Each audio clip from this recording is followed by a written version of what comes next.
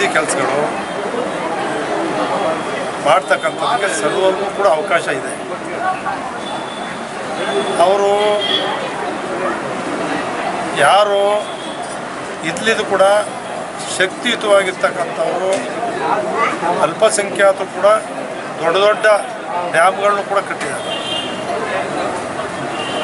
ಆದರೆ ಇವತ್ತು ಅವ್ರು 4% ರಿಸರ್ವೇಷನ್ ಮಾಡಿದ್ದೀವಿ ಅಂತಕ್ಕಂಥದ್ದನ್ನು ಸರ್ಕಾರ ಏನು ಹೇಳಿದೆ, ಯಾವತ್ತೂ ಕೂಡ ಏನಾಗಿದೆ, ನಾವೆಲ್ಲರೂ ಕೂಡ ಎಲ್ಲ ಸಮಾಜಕ್ಕೂ ಕೂಡ ನಿಗಮಗಳನ್ನ ಮಾಡಿದ್ದಾರೆ. ಪಾಪ ಅವ್ರಿಗೇನು ಅಂದರೆ ನಿಗಮ ಆದರೆ ನಮಗೆ ಸಂಪೂರ್ಣ ಅಭಿವೃದ್ಧಿ ಆಗ್ತವೆ, ಹೆಚ್ಚಿನ ಅನುದಾನ ಸಿಗುತ್ತೆ ಅಂತೇಳಿ.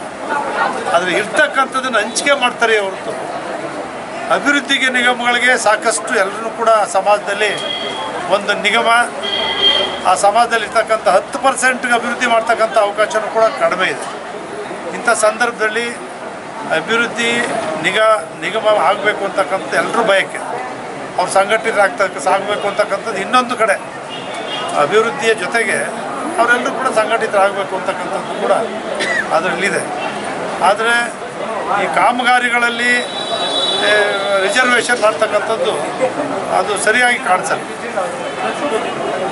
ಕಾಮಗಾರಿಗಳು ಅವರು ಕೂಡ ಮಾಡ್ತಿದ್ದಾರೆ, ಆದರೆ ಅವ್ರು ನೋಡಿ ಯಾವ ಕಾರಣಕ್ಕೆ ಮಾಡಿದ್ದಾರೆ ಅನ್ನೋದು ಕೂಡ ನಮ್ಗೆ ಗೊತ್ತಿಲ್ಲ, ಅಧ್ಯಯನ ಮಾಡಿಲ್ಲ.